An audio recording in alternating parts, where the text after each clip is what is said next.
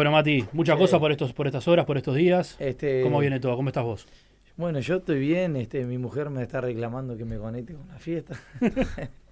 Me imagino que están todos iguales. Estamos más o menos todos iguales. Sí. Pero bien, terminando el año, un año intenso pero hermoso, con muchas cosas.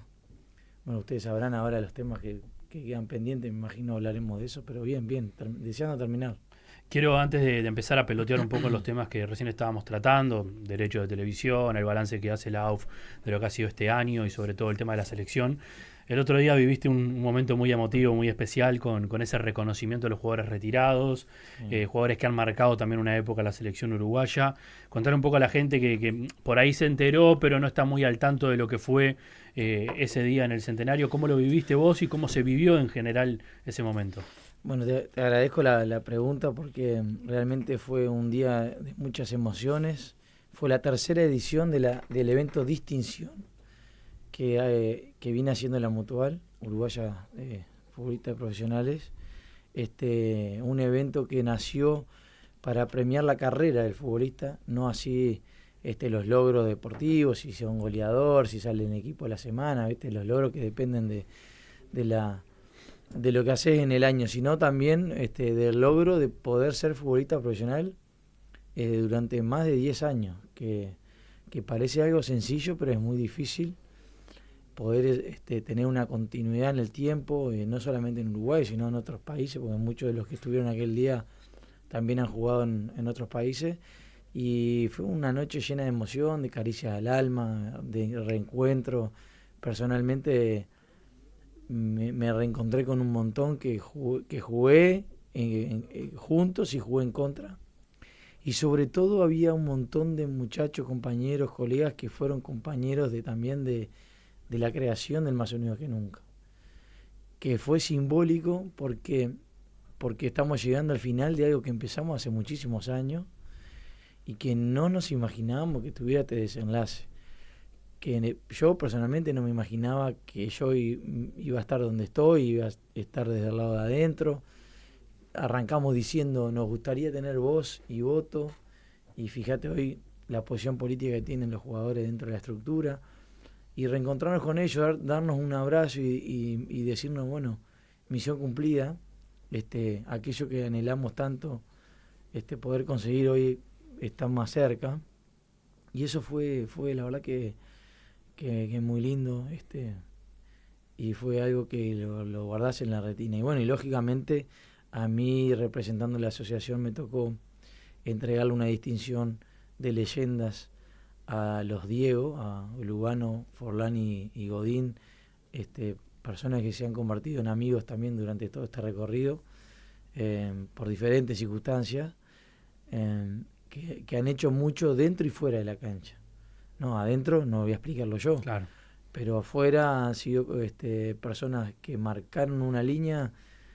Forlán fue el primero en levantar todo lo que tenía que ver con derechos de imagen, la profesionalidad, lo que pasaba en el mundo, por qué no pasaba acá, cuando llegaron del Mundial 2010, que decir, bueno, está todo vendido sin mis permisos, hay publicidad de por ahí con mi cara que yo nunca acepté ni negocié ni delegué, entonces ahí un poco el tema empezó a surgir.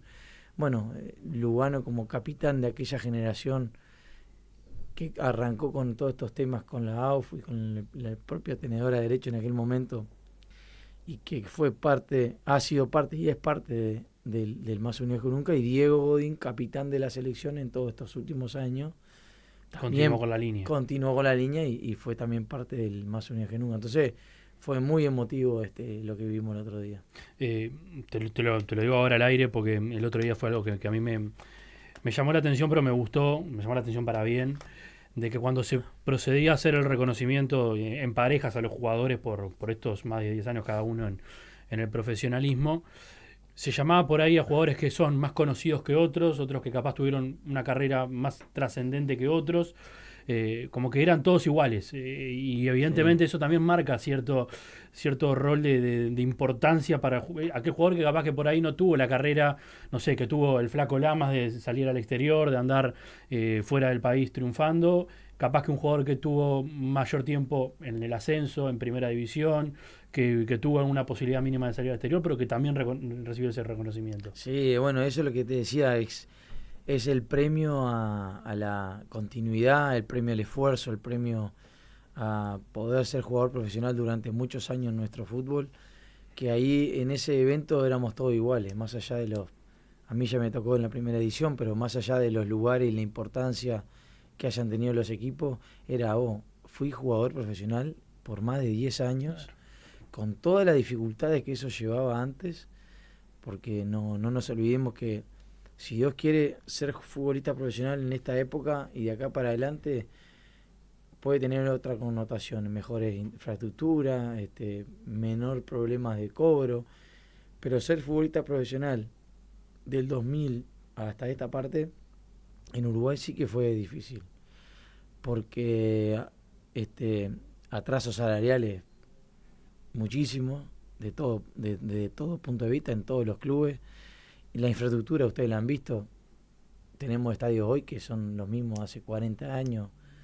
Hoy ya se empieza a notar cambios en los lugares de entrenamiento, en los propios estadios mejoraron cosas y van a seguir mejorando, pero haber sido profesional para atrás sí que era meritorio.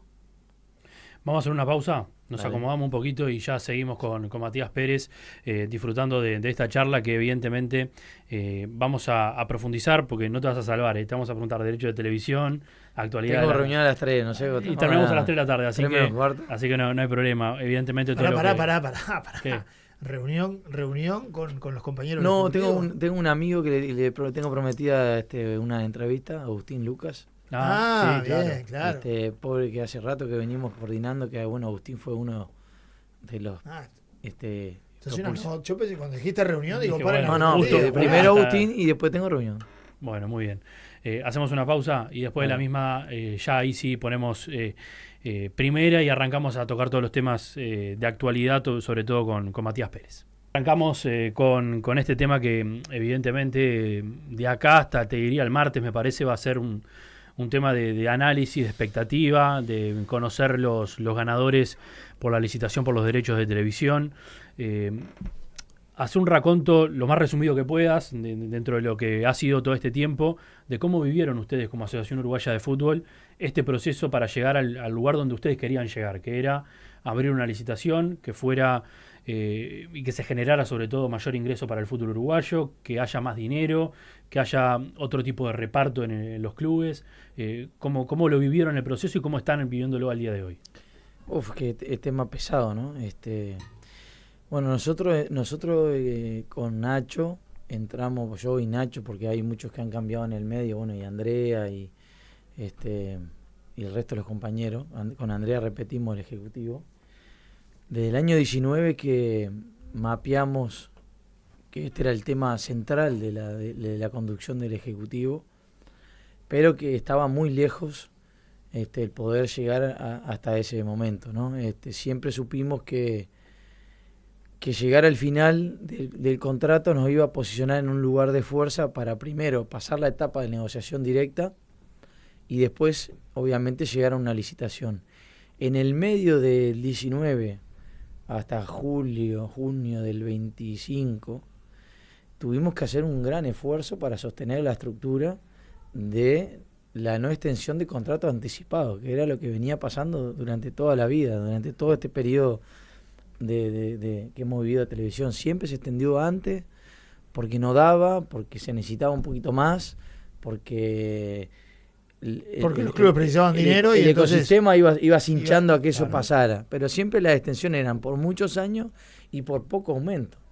Entonces ya nosotros en el 19, antes los jugadores en el 17 que dijimos el fútbol vale 45, sacamos aquel comunicado en el Más Unidos que Nunca, pusimos el tema arriba de la mesa, juntamos la firma los jugadores para que no se extendiera en el 17, ¿se acuerdan que antes de eso se iba a extender hasta el 32? Eso la gente lo tiene que recordar, que es un hecho importante. Se iba a extender en el 17 hasta el 32. Iba a pasar de 17 millones a 19. O sea que íbamos a tener un contrato de 19 hasta el 32. Imagínense, saquen las cuentas lo que nos hubiéramos perdido, ¿no? Uh-huh. Pero para llegar al 25 había que hacer mucho esfuerzo.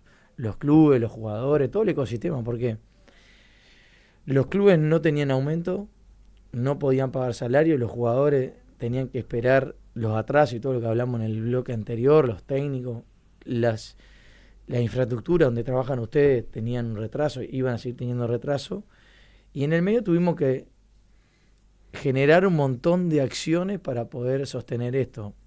El plan de fortalecimiento que llegó al final, el proyecto de la B, en el medio tuvimos una pandemia que, que parece que nos olvidamos de eso, pero en el medio tuvimos una pandemia, la AUF recibió menos ingresos porque no tuvo aquellos partidos de selección en el estadio lleno, que esos son ingresos para poder repartir. O sea, fueron años muy duros que hicimos, creo yo, un gran trabajo de sostenimiento para poder llegar hasta ahora.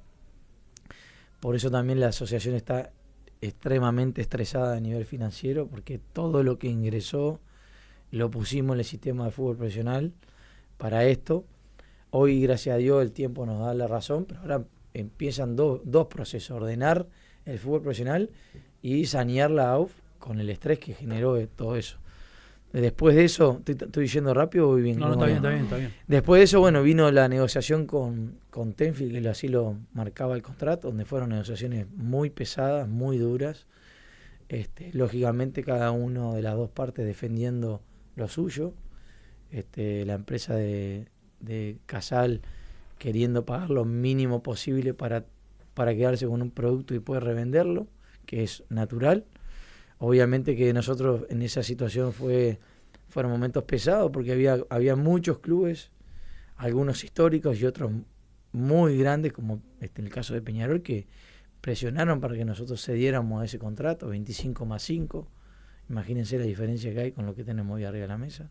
5 que iban a ser repartidos por la empresa de Casal al libre albedrío de Casal, que todos sabemos que era por fuera de los cuadros grandes o los cuadros que él considerara. Eso en este mundo, en estos tiempos no existe.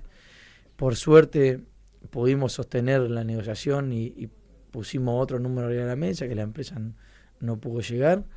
Y después pasó el capítulo de licitación de julio a esta parte, que bueno, ustedes ya lo han vivido. Fue muy difícil el armado de los pliegos. Hicimos participar a los clubes, que eso fue algo que fue duro a nivel político por la coyuntura que había, pero necesario para sacar un pliego fortalecido, votado por una gran mayoría de los clubes, para que las empresas confiaran y pudieran venir a licitar de una manera transparente y tranquila. Eso creo que también fue un gran desafío que tuvimos. Y bueno, hoy estamos en pleno proceso, hasta el 22 de diciembre, de periodo de igualación, que es la última vez que va a haber un periodo de igualación en la AUF, que lo tiene por contrato la empresa Tenfield en alguno de los lotes que se presentó, y a partir de ahí empieza el proceso de la firma de contrato. Y bueno, paralelo a eso estamos también trabajando el tema del reparto, que es un tema delicado también. Pero bueno, yo digo que de tener 17 actualmente, de haber tenido una oferta de 25 más 5, a hoy estar hablando de que nos van a quedar, que tenemos un ingreso de 67, bueno, lógicamente después hay que hacer un montón de descuentos. Tenemos una cifra muy grande para ponernos de acuerdo. Y el fútbol uruguayo puede plantearse cambios verdaderos a partir de este nuevo contrato. Pero ahí debemos trabajar todos en conjunto, tener empatía, memoria, sentido común, visión, entendimiento, que bueno, son cosas que no son fáciles de llevar adelante. Uh-huh. Matías, cuando ustedes hicieron aquella reunión y donde la consultora explica que el fútbol uruguayo valía arriba de 65 millones, ¿no? ¿Estamos de acuerdo? Sí, entre 45 y 65 fue. Sí, lo explico. En aquel momento nosotros eso ya lo sabíamos, pero necesitábamos mostrárselo al ecosistema, es decir, vengan clubes, periodistas, dirigentes, jugadores, bueno, todo el ecosistema, vengan a ver el estudio que hizo una empresa, que es lo que nos está mapeando la hoja de ruta para ver qué podemos hacer con esto. En aquel momento la empresa hizo una gran presentación en Antel, donde explicó cómo trabajaba el mundo de la televisión, cómo se podía dividir y llevar adelante esto para capturar la mayor cantidad de valor. En aquel momento la empresa dio 2 grandes parámetros. Dijo lo que facturaba hoy, que era 65 millones, que quedaban libres después de descuento, impuestos y las ganancias de la empresa, unos 45, que fue el número que nosotros siempre fue nuestro primer horizonte, de acuerdo a lo que pasaba ahora. Y después también dijo en esa misma reunión que había un potencial de facturación de 85, quedando 65 libres para el fútbol. Que gracias a Dios, después de todo esto que pasó, lo que quedó fue el número final, el más grande, que fue el que proyectó la consultora. Entonces, miren si será gratificante para nosotros también que lo que se proyectó termina siendo lo que se da, ¿no? Y además la realidad es que cuando se hablaban de esas cifras, muchos dudábamos que el fútbol uruguayo podía valer ese dinero. Y lo otro que te quiero preguntar, ¿en todo momento pensaste que abriendo el periodo de licitación iban a haber tantas empresas que iban a estar ofertando por el fútbol uruguayo? ¿O en algún momento, cuando digo dudaste, dudaron tus compañeros del Ejecutivo de quizás no llegar a ese número porque no había empresas? Mira, esto tenía un recorrido por 2 vías paralelas complejas. Por un lado, el interés genuino. Porque ahí tenía que apechugar la UF si no aparecía. Claro, pero mirá qué interesante esto que vos me preguntás, que está muy buena la pregunta. Esto tenía 2 andariveles. Por un lado, el interés genuino y la capturación de valor y lo que el fútbol uruguayo valía, que no teníamos ninguna duda que eso era así, y teníamos el conocimiento y de que había muchas empresas que les interesaba. Y por otro lado teníamos la cantidad de palos en la rueda, de gestiones, de acciones de todo punto de vista, desde político, técnico, comercial, público, que iban a pasar y pasaron para que el otro andarivel, que era el que teníamos conocimiento, llegara con éxito.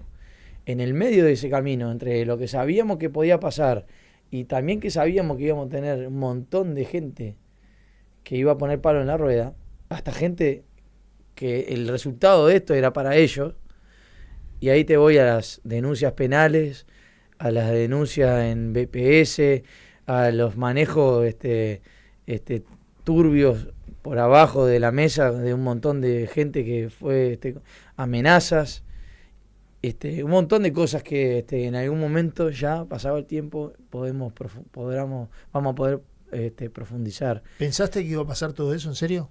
Sí, yo ya lo tenía mapeado. ¿Sí? con los que estamos siempre en este tema. Sabíamos y sabemos que va a seguir pasando hasta que no se firmen los contratos, hasta que esto no termine, que hay un montón de artilugios y movidas para que esto no llegue a buen fin, porque nosotros estamos desmenuzando una estructura que duró un montón de años y que tenía un montón de complejidades que manejaba el fútbol de una manera total.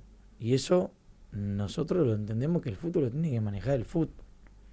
Cuando digo eso, hablo, por ejemplo... Eso también porque se los permitió por parte de la... Pero por supuesto, todo lo que hoy está fue porque alguien en algún momento lo permitió y lo votó. Hay que ser responsable. Claro. A mí personalmente no me gusta señalar para atrás porque no puedo hacer nada para atrás. Lo que sí sé es lo que puedo hacer para adelante. Pero en este fútbol, en este ecosistema que somos pocos, todos sabemos qué hizo cada quien. La gente también ya lo sabe.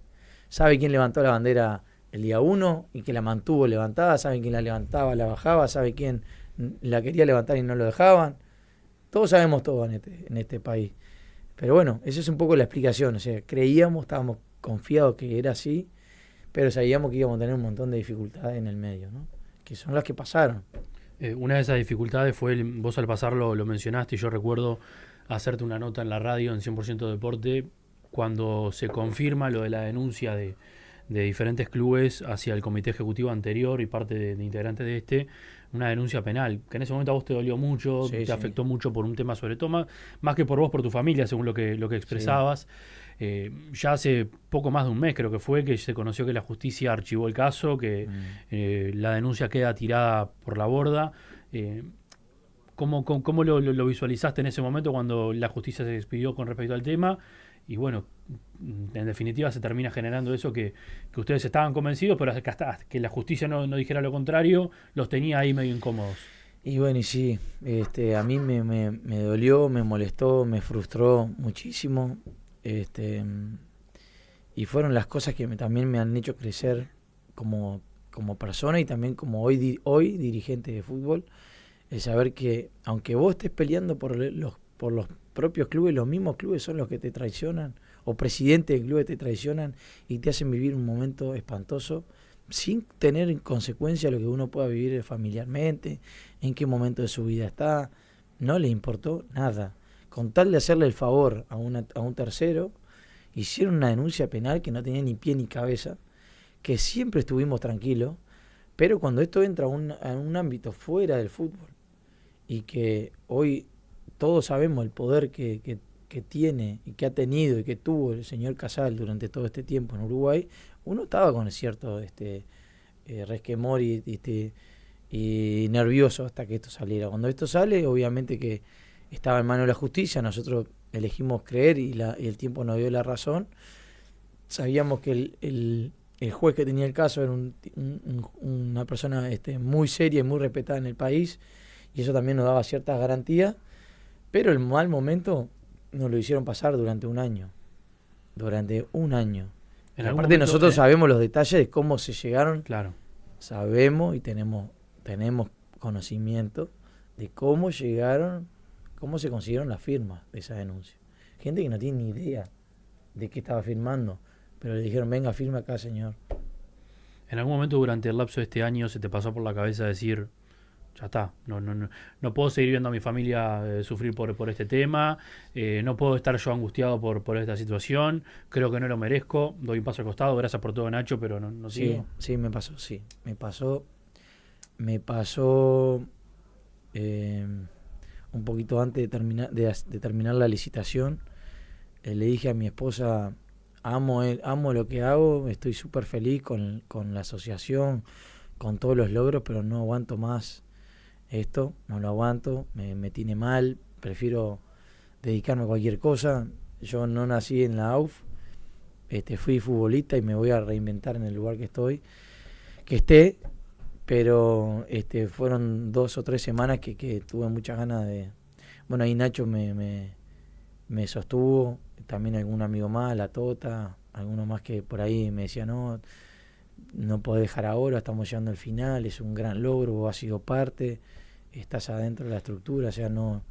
Y bueno, me convencieron, después, bueno, volví a recobrar fuerza. Yo lo dije en una entrevista, alguien que me preguntó eso el otro día, no sé si fue Piñón en AUF TV, cómo hicieron para aguantar todo lo que pasaron. Y bueno, lo que decía yo es justamente esto, nos fuimos sosteniendo unos a otros, porque fue duro. Cuando a Nacho le llega la amenaza del padre, fui yo el que le comunico a él, y fue duro eso, fue duro porque Nacho es muy pegado al padre, la familia tiene que escuchar los disparates que se dicen en las redes sociales o en la radio cuando uno está peleando algo que ni siquiera es para uno. Entonces, en ese momento me acuerdo que estuve muy cerca de él, estuvo él en esto, y bueno, y así tenemos personas de mucha importancia dentro de la UF que se han enfermado en esta época, porque no es fácil manejar la estructura y que lluevan las denuncias todo el tiempo, denuncias que muchas veces son infundadas, ataques mediáticos que son ridículos, pero bueno, sabíamos que iba a ser así. ¿Te llegaron a amenazar a vos? A mí personalmente no. Sí, no. Tuve en alguna reunión algunas charlas que fueron ambiguas pero eso me lo guardo, pero sí, fue duro, ha sido duro. Cuando se archiva el caso de la denuncia, muchos de tus compañeros dejaron caer la posibilidad de hacer una contradenuncia. Al final eso no pasó, fue algo que se tomó por parte del cuerpo de neutrales, o cada uno era independiente y se dejó a esa decisión de que fuera cada uno el que respondiera. Sí, se conversó en la interna, pero nos agarró con tanto tema por seguir para resolver, que se fue diluyendo. Yo no sé ahora si los plazos ya terminaron. Después te pones a pensar si el tema ya murió, si lo vuelvo a traer para arriba, si soy como ellos o le demuestro grandeza y lo dejo morir, y que la gente lo juzgue, y que uno es creyente y que Dios juzgue lo que hace cada uno.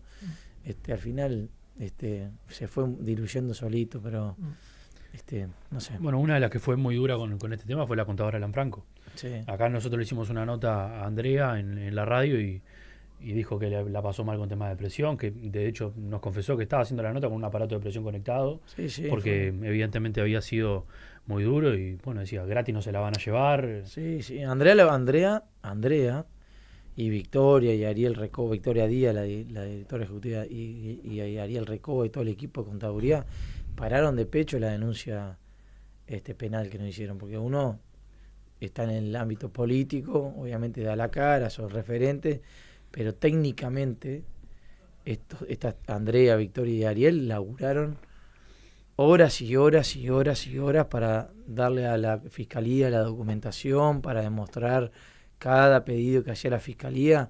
Eso generó estrés, esto que decía Andrea, presión, nos hicieron pasar mal, totalmente injusto. Uh-huh. Matías, ahora viene la otra parte, la que los clubes están tratando de algunos reunirse para encontrar una fórmula de cómo van a ser los repartos. Uh-huh. ¿Dónde se debe definir eso? ¿Entendés que es el Consejo de Fútbol Profesional? ¿Es el Congreso?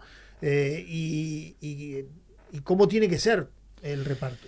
Mirá, voy en lo primero. Yo creo que lo tenemos que definir por consenso y entre nosotros antes de llevarlo a un ámbito más bien jurídico, ¿sí? El Consejo de Liga o el Congreso. Yo creo que esto tiene que llegar a un entendimiento entre todas las partes.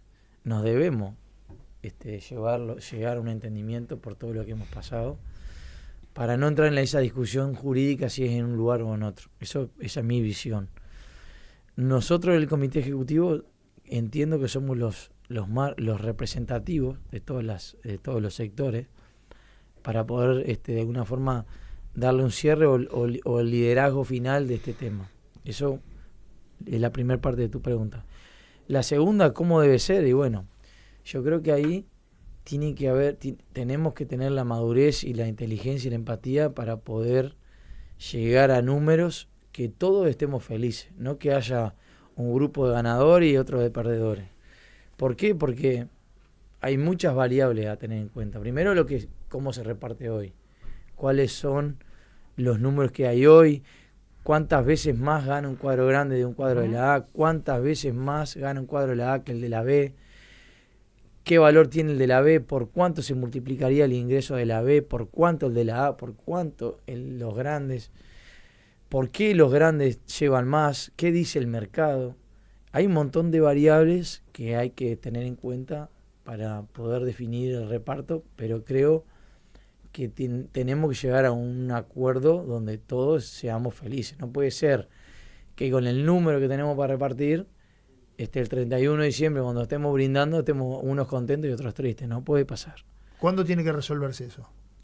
Y bueno, yo espero que se resuelva antes que termine el año. Son días de mucha reunión, de mucho ejercicio político, continuo, y yo espero que podamos brindar tranquilo. Uh-huh. Has hablado algo con la SAD, porque hoy, por ejemplo, Fernando Riva comentaba por la mañana en 100% Deporte una de las ideas que tiene la SAD de que sea un 50% igualitario, del otro 50% que se divida 25% por un tema de rating, otro 25% por un tema de resultados. Lo escuché. En realidad vi un Twitter. Fernando hace una descripción de un formato de reparto que es muy profesional y que es lo que pasa en el mundo. Pero esto yo se lo digo siempre adentro de la AUF, cuando viene, por ejemplo, el presidente de Fútbol Playa a decirme, mirá, en Paraguay hacen esto y nosotros no, o en Brasil. Y yo le digo, mirá, no te compares. Nosotros somos diferentes a Paraguay y a Brasil, y en esto es lo mismo. Quizás ese puede llegar a ser un formato, pero hay que agregarle más variables. Por ejemplo, en España tiene un formato parecido al que decía Fernando, pero en España el Sevilla, el Valencia, el Elche, no sé, hay un montón de cuadros que meten 50.000, 60.000 personas en la cancha, que tienen 5 millones de hinchas. Es diferente. En Uruguay el 90%, capaz que el 85%, para no ser tan grosero, es de los cuadros grandes. Tienen la audiencia que se marca en los cuadros grandes. Y es legítimo que los cuadros grandes no juegan solos, juegan contra los otros cuadros. Y que ahí está un poco y entonces ahí donde está el equilibrio.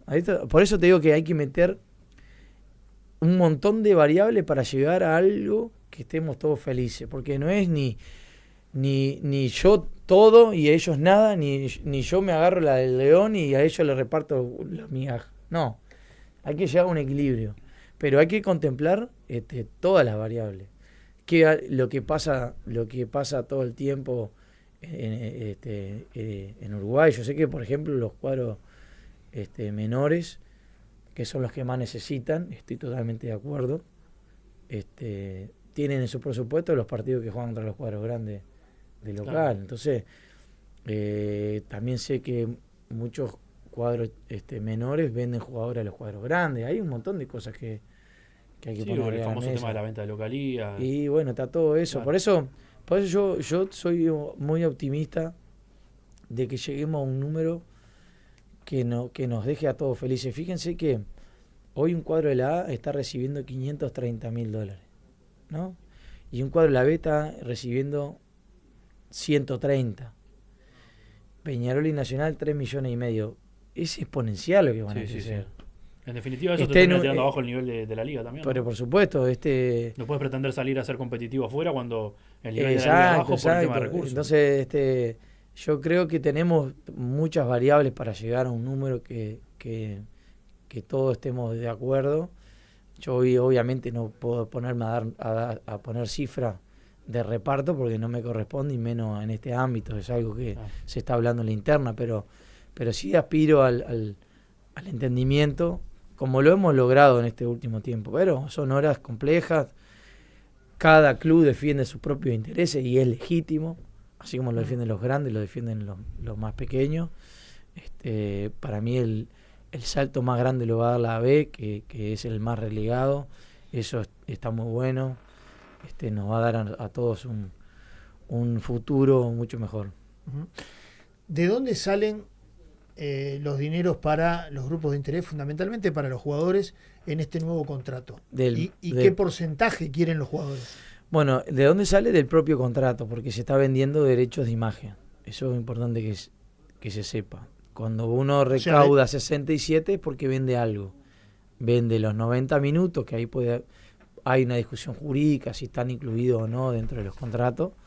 Y después está todo lo demás, ¿no? Las repeticiones, el betting, las entrevistas, el postpartido, los highlights, todo eso. Entonces, todo eso que se vende y que es lo que hace que se facture ese dinero, tiene derecho a imagen. Por eso, del producido general hay que arreglar el derecho de imagen con los protagonistas, que eso también está en la negociación, que se está discutiendo, no conversando, y también debemos llegar a un entendimiento con eso, así como también... ¿Pero se ha hablado del porcentaje de los jugadores? ¿Te han manifestado cuánto quieren? Y hemos tenido reuniones... ¿Se ha hablado del 10%? No, eso es un trascendido, me parece, más para afuera. Eso fue un proyecto de ley que es un punto de partida, pero eso son lo mismo, lo que decía anteriormente. No voy a hablar de cifras de los clubes, tampoco voy a hablar de porcentaje porque también los árbitros tienen su aspiracional, los entrenadores tienen su aspiracional. Lógicamente, cuando uno tiene una cifra tan grande, todos tenemos ilusiones más grandes también. Pero bueno, hay que meter todo eso en un bolsón, lo mismo, que todos podamos estar felices y que nadie salga lastimado. el plazo para que Tenfield pueda igualar las propuestas por los lotes donde se presentó se extendió hasta el día lunes. 22. Hasta el 22. Sí. ¿Tienen ya alguna información? ¿Les han mostrado algún indicio Tenfield de si va a igualar alguno de los No. de las propuestas? Hasta el momento no. Hasta el momento no. ¿Intuís que va a igualar? Y bueno, tienen ellos toda la estructura para poder hacerlo. No sé, por ejemplo, lo que entiendo yo que a simple vista sería más fácil de igualar es la producción. Tienen todo el recurso humano, el recurso material. Está todo acá en Uruguay. Está todo en Uruguay. Sé que el costo bajó exponencialmente. Pero bueno, entiendo que esa puede ser. Después el streaming... no sé que no son ellos los especialistas. En Uruguay tenían una reventa hoy con ESPN, no son ellos productores de eso, pero hay una propuesta firme también de un consorcio que es grande también. No sé cómo lo está mapeando. Uh-huh. Después los otros tampoco. Yo creo que el que más no me sorprendería de la producción, los demás no sé cómo lo están ellos mapeando. Uh-huh. Matías, algunas preguntas que se hace la gente fundamentalmente, ¿no? Y te traslado. Sí. El fútbol se va a seguir viendo por los cables. Sí, sin duda. Porque hay una empresa que ganó los cables. Perfecto, pero... para que la gente entienda el tema de los cables. Hablemos claro, ganó Bien. DirecTV. ¿Ganó DirecTV? ¿El fútbol se ve solo por DirecTV No. o lo van a tener también los cables? No. Miren, para que la gente que está del otro lado entienda. DirecTV gana la licitación y le compra a la AUF el derecho a la venta por cable. Pero DirecTV, como empresa, solo tiene el 30% de los cables en Uruguay. Entonces, tiene que, por obligación, por pliego, que salir a venderle al resto de los cables la señal por cable. Pero ahí es donde la propia DirecTV hace el negocio, ¿no? Pone un dinero y se lo revende al resto del cable. Es lo mismo que ha hecho Tenfield hasta ahora. Tenfield nos compraba la AUF el derecho al cable y se lo vendía al cable Cardona, de Tacuarembó, Cablevisión, DirecTV. O sea que la gente lo va a ver en el canal que el propio cable quizá por el canal de eventos, como canal de eventos, perfecto. Un canal nuevo. Lo otro, estos mayores ingresos que tiene el fútbol, sí, también es porque hay una empresa que pone más dinero. ¿Eso repercute en el consumidor final? Es decir, no. Y lo explico. Estos cálculos que están hechos de acuerdo a lo que paga hoy el consumidor final, porque no podíamos pretender nadie, porque el sistema no lo resiste, que este aumento se traslade al consumidor final, porque el consumidor final tiene un presupuesto familiar, tiene destinado en su cuánto quiere gastar para entretenimiento, y no pueden hoy los cables, que ya no es un tema nuestro, pero no en los cables venir a querer cobrar el doble porque se bajan de cable y consumirán otra cosa o intentarán tenerlo por otro lado. O sea que lo que se ha hablado siempre es cuidar todas las fases que tiene este producto, o sea, el consumidor final, el cable, el intermediario y el destinatario del dueño, que somos nosotros. ¿Cómo regulan el cable con el streaming? Porque el cable lo tiene una empresa, el streaming lo va a tener otro. ¿Cómo hacen para que de repente alguien que quiera abonarse al streaming pague 2 contra el cable que vale 10? Bueno, eso nosotros estipulamos en el pliego ciertas, la palabra no es leyes, regulaciones en relación con el streaming. El streaming no puede hacer cualquier cosa. Está estipulado en el pliego los detalles. Y también nosotros tenemos pensado en AUF armar un área de control de todo ese tipo de cosas, ¿no? Porque nosotros debemos cuidar nuestro producto. Y parte de eso es eso, porque si yo tengo un proveedor que es el cable y otro el streaming, como destinatario de los ingresos tengo que cuidar que todos sean felices, por ponerlo de una forma. Uh-huh. No que uno coma al otro. Que convivan, que compitan, porque es normal, pues la gente va a elegir por dónde lo consume, pero no que uno canibalice al otro. Eso es parte de nuestros derechos y de cosas que ya estipulamos en el pliego. Momento de hacer una breve pausa. Seguimos después de la misma con Matías Pérez hablando de más temas que son muy importantes aquí en Quiero Fútbol en la Radio Deportiva del Uruguay. Hay algunas cosas que evidentemente están buenas para poder tocar. Marcelo, te quería hacer una consulta con respecto al tema de derechos de televisión que está bueno también para poder tratar, Marcelo. No, fundamentalmente el tema del fair play financiero creo que se impone y tiene que llegar, porque si no, 65, 80, 44, nunca alcanza. Nunca va a alcanzar. Estoy de acuerdo 100% con eso.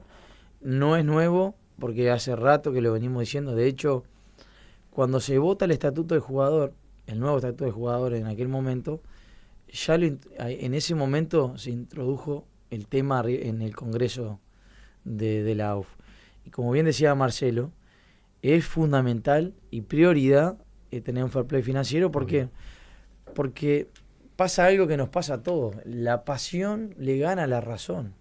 Cuando un dirigente que hace todo por su club, hasta pone de su plata de su bolsillo, se ve presionado por los hinchas o por un descenso, por lo que sea, promete premios que después no puede pagar, promete salario que después no puede pagar, porque no le da, porque la pasión le gana y hace cosas irracionales. Por eso ellos mismos, los propios dirigentes, y el fútbol necesita el fair play financiero, que no es un invento nuestro, ¿no? Se utiliza en el mundo, la propia Conmebol lo está queriendo incorporar para aquellos clubes que juegan los torneos internacionales. O sea que ese es el paso casi paralelo que tenemos que terminar de hacer, porque le digo más, como dato anecdótico, ya hay clubes que ya están contratando con la futuro ingreso y todavía no saben cuánto es. Sí, claro. Entonces imagínense, nosotros, el fútbol necesita seguirse profesionalizando, tener más estructura, tener gente paga en los propios clubes. Yo entiendo que acá hay un romanticismo de los dirigentes que vienen por amor a la camiseta, pero cuando vos necesitas horas de laburo, horas de vuelo adentro del club, esas cosas hay que pagarlas. Se necesita más gente rentada en los clubes para que no haya excusa. Cuando termino de trabajar en la panadería voy y te mando el mail. No, el mail tiene que ser ahora. Obvio. Entonces, bueno, yo creo que ese es el gran desafío que tienen los clubes y tenemos nosotros también.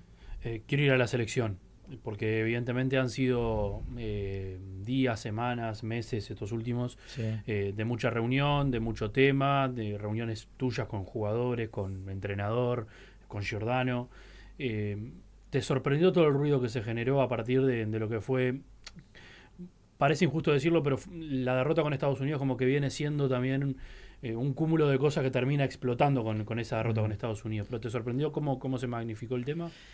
Sí, lo que pasa es que también lo llevo a nuestro país. Nosotros acá nos conocemos todos, los jugadores son accesibles por todos los periodistas, somos todos cercanos, hemos convivido durante muchos años, entonces, a diferencia de otro país, hay cosas que de repente tienen que tener cierto hermetismo que es imposible tenerlo, y eso sale a nivel público, que siempre cuando los temas dejan de tener un trato interno para llevarlo al orden público, siempre generan daño o matices o opinión que son naturales, porque todos amamos la selección y podemos y debemos opinar. Eso con relación a lo que me preguntaba en el orden público. Después, internamente, es lógico que el resultado de Uruguay y Estados Unidos fue un detonante para poder revisar lo que estaba pasando adentro y ver qué tuerca había que ajustar para que esto mejore para llegar al Mundial de una buena manera. El periodo de que llegó Bielsa hasta ahora ha tenido sus momentos muy buenos, sus momentos de meseta y sus momentos que no tan buenos. Pero si uno lo analiza en líneas generales, ha sido mucho más lo bueno que lo malo. Cuando compitió sin tener la obligación de ganar para lograr algo, fue cuando no nos fue tan bien. Nos echaron un montón de jugadores post Copa América y tuvimos que enfrentar partidos difíciles sin gran parte de nuestro plantel. Ahí también tuvimos un gran bajón y hay cosas adentro que debemos cambiar. ¿No sentís que la relación está quebrada ahí? La relación, que la Copa América marcó un antes y un después en el la Copa América marcó cosas que había que mejorar, muchas cambiaron y mejoraron, y yo lo puedo decir porque lo sé, porque me consta de parte de ellos, pero aún falta algún ajuste más de tuerca. Por suerte tenemos un grupo entre los jugadores, dirigentes y cuerpo técnico que se puede conversar y que se ha conversado mucho, vos lo dijiste cuando me preguntaste, y ya se están haciendo cosas para reconstruir o arreglar de manera firme lo que por ahí no salió bien. Muchos habló de ese famoso nexo. ¿Qué es el nexo? ¿Cómo le puedes explicar? Porque, a ver, en todo este proceso Bielsa asume en 2023, pasa lo que pasa en la Copa América, pasa ahora esto del partido con Estados Unidos, y se trata de buscar una persona que trate de mediar entre plantel y cuerpo técnico. ¿Es tarde? ¿No tendría que haber sido antes? ¿Cómo le puedes explicar a la gente qué sería ese rol de nexo? Mira, ese rol de nexo que se habló es un rol que existe en todos los cuerpos técnicos de toda la vida, que siempre lo ha llevado adelante o un ayudante o algún profe. Por lo general es un ayudante. El profe tiene otro tipo de vínculo, pero siempre hay un ayudante que le hace de nexo entre el jugador y el cuerpo técnico y el técnico principal, porque el técnico principal, como figura máxima, y el que pone y saca, no puede estar todo el tiempo hablando con todos los jugadores. Siempre hay un rol en el medio que uno hace el filtro. El propio Marcelo lo ha dicho, y no sé si lo dijo en la última conferencia, que él tenía en todos sus años de trabajo una figura que la encontraba en el profe Bonini, que era el que le manejaba todo ese tipo de cosas, que son hoy un poco las que tienen incómoda la estructura internamente, ¿no? Sobre todo a los muchachos, bueno, todos los que estamos ahí. Eso él no lo tiene, él es consciente, algunas cosas se resolvieron, otras no, y las que no se están conversando ahora. Entonces, estuvo arriba de la mesa que él pudiera incorporar de parte de él, no nuestra, no imponiéndolo a nosotros, sino como una iniciativa de él, una figura de su cuerpo técnico que hiciera esa especie de rol, pero bueno, eso por ahora no se ha concretado, y también se ha seguido avanzando también en las conversaciones para que esto, mientras tanto, se pueda ordenar. ¿Hasta dónde estuvo en duda la continuidad de Bielsa después de Estados Unidos, por parte de ustedes? Más que dudas, nosotros lo que hicimos es lo que debe hacer un dirigente. Hay un partido que se pierde 5-1 contra Estados Unidos, los suplentes con casi todos los titulares. Era lógico que todos prendiéramos las alarmas y tuviéramos las reuniones que se tuvieron.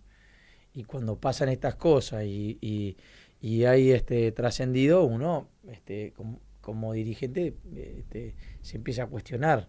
Pero enseguida estuvimos arriba del tema. Creo que lo venimos encaminando bien, y el análisis fue mucho más allá de un partido 5-1, porque si nosotros solo analizáramos una posible no continuidad de Bielsa por un partido, no estamos haciendo bien el trabajo, ¿no?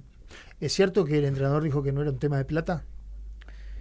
El entrenador hizo alguna afirmación en la interna que yo personalmente no me gusta decirla en público. Bien. Lo otro, porque vos dijiste recién, algunas cosas se arreglaron. Sí, porque si algunas cosas se arreglaron, explícame qué. Porque en este momento me parece que estamos en un momento de relacionamiento. Le pasa que ustedes hay cosas que no saben, lógicamente, no tienen cómo, porque no están adentro de la estructura. O sea que se estuvo peor que ahora. No.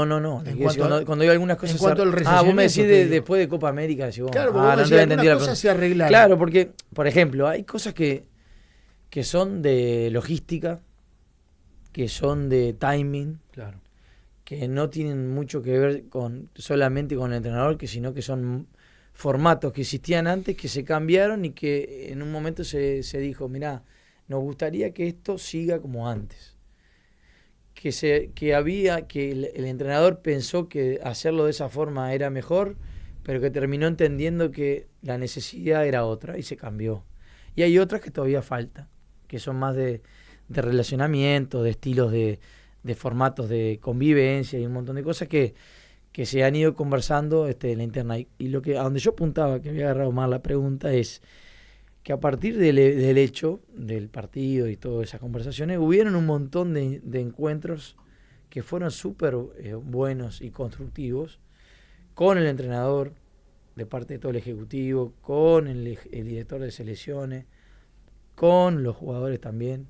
Eso hizo que todos pusiéramos arriba de la mesa la temática y que trabajáramos en conjunto en cómo podíamos acomodar el tema. Eso es lo importante que yo rescato como final de año después de esta situación. En todos los temas de convivencia y relacionamiento, evidentemente muchas veces tiene que ver el lapso en el cual el plantel convive con el cuerpo técnico, cuántos días es. Una cosa es una convivencia de 3-4 días pensando en un partido eliminatoria, y otra cosa es un lapso de 20-25 días como fue la Copa América y como va a ser seguramente en la Copa del Mundo. Exacto. Mirando la Copa del Mundo, me imagino que la preocupación está que no se repita lo que pasó en la Copa América.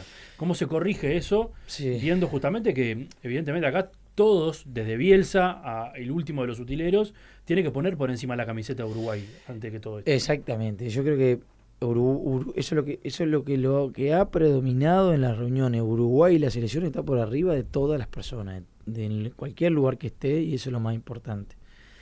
Yendo a tu razonamiento, y bueno, es generar un equilibrio entre la visión que puede llegar a tener el cuerpo técnico sobre cómo formula los entrenamientos y qué buscan los entrenamientos, y el sentir de los jugadores en el momento del año que están, con el desgaste emocional y físico que tienen, etcétera, etcétera. Por ejemplo, en la Copa América se hizo algo que fue entrenar en dos bloques de jugadores, dándole la misma atención a los titulares que a los suplentes, para que cuando llegara el final del torneo, si le tocaba entrar a algún suplente, estén con la misma energía, con el mismo conocimiento que tuvieron los titulares. Y eso fue bueno, fue importante, porque al final en un torneo tan largo se necesitó de todos. Pero también, como te digo eso, también hay momentos que en un grupo humano, durante tanto tiempo y con convivencia, también está bueno compartir más momentos juntos.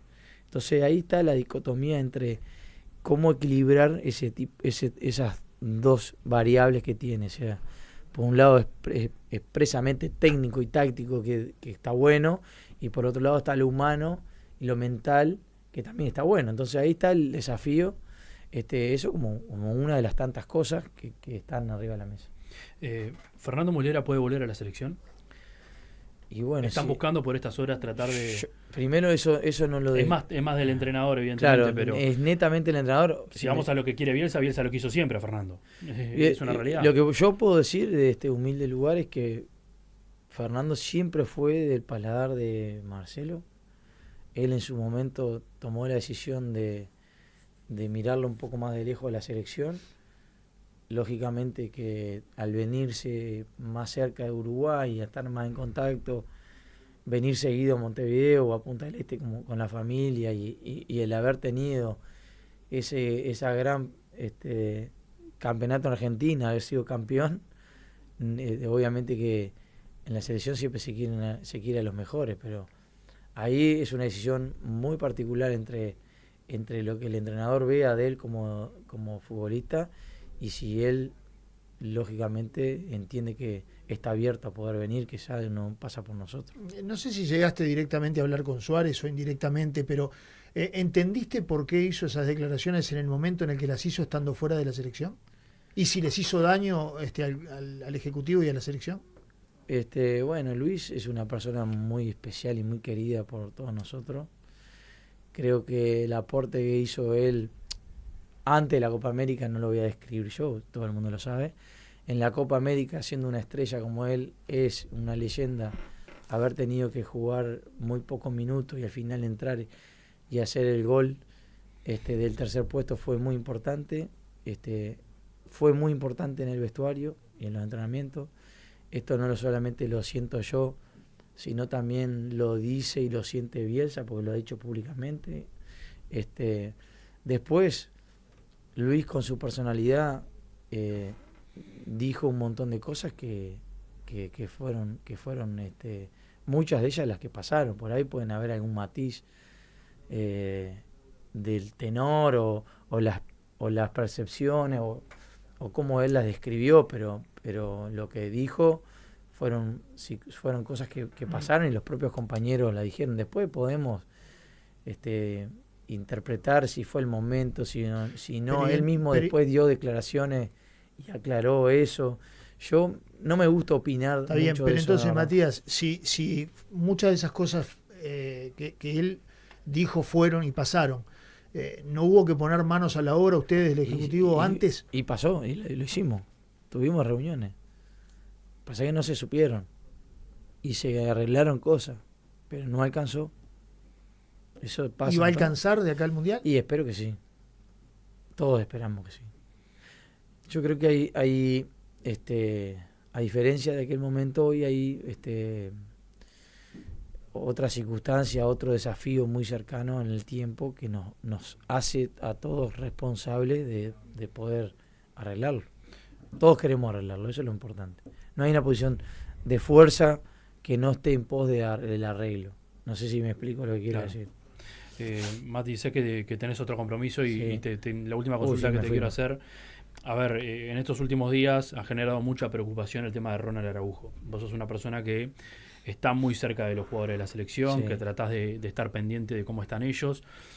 ¿Buscaste el diálogo con Ronald en estos últimos días? ¿Cómo está? ¿Cómo se ha sentido en este último tiempo? Lo he visto, lo vi un par de veces y hablo casi todos los días con él. Él está bien, se está fortaleciendo como buen guerrero que es. Yo creo que muchos pasamos por las circunstancias que él ha pasado. Él fue muy valiente en decirlo. Hay muchos jugadores que a veces pasan por eso. Fue muy valiente en decirlo, fue muy valiente en parar, sabiendo que podía tener dificultades, y en pedir ayuda, y creo que va a salir muy fortalecido de estas circunstancias. Yo lo veo que está bien, que está saliendo adelante. Bien. De hecho, va a volver pronto. La figura del Nexo entonces no la descartamos, se sigue trabajando en eso, puede existir una posibilidad. Puede llegar a una incorporación en el cuerpo técnico con ese rol. Bien. No sé ni quién ni cuándo, pero es algo que el técnico lo ha manejado. Mati, te agradecemos mucho por hacerte un tiempo, venirte a la radio, en estos momentos donde hay mucho tiempo que es demandado por la familia, llegando ya a las fiestas tradicionales, y bueno, que nos haya regalado este ratito, para nosotros es muy importante. Estaba en el debe, así que gracias a usted por la invitación, por dejarme hablar, y le mando un saludo a mis amigos de las juveniles que estaban escuchando la radio ahí.